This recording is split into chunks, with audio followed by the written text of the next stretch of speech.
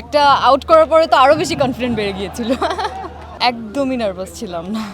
Next time ছক্কা মারতে চাই, আমার হাতে যদি ব্যাট আসে আমি ট্রাই করবো, বাট আমার থেকেও ভালো খেলে আমার টিমের বাকি প্লেয়াররা, তো ওরা খেলাই বেটার আর কি আমার মনে হয়। আলোচনা সমালোচনা নিয়ে আমি আসলে এটা কিছুই দেখি না। মানুষ সমালোচনা করবে, আলোচনা করবে, এটা ভালো কিছু হলেও করে, খারাপ কিছু হলেও করে। মানুষের মন্তব্য নিয়ে আসলে আমি এটা একদমই মাথা ঘামাই না, একদমই কিছু মনে করি না।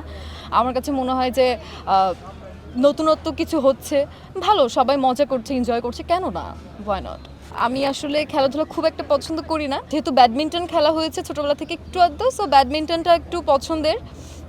আর এখন মানে এইবার খেলার পরে আমার ক্রিকেট সম্পর্কে অনেক কিছু ধারণা হলো, আমি যেটা একেবারেই জানতাম না, অনেক কিছু এখন জানতে পারলাম। তো এখন আমার ক্রিকেটও মনে হয় নেক্সট টাইম থেকে ক্রিকেট খেলা আমার দেখা হবে, অ্যান্ড ভীষণ ভালো লাগছে। না, বোলিং করাটা মনে হয় আমার জন্য একটু ইজি।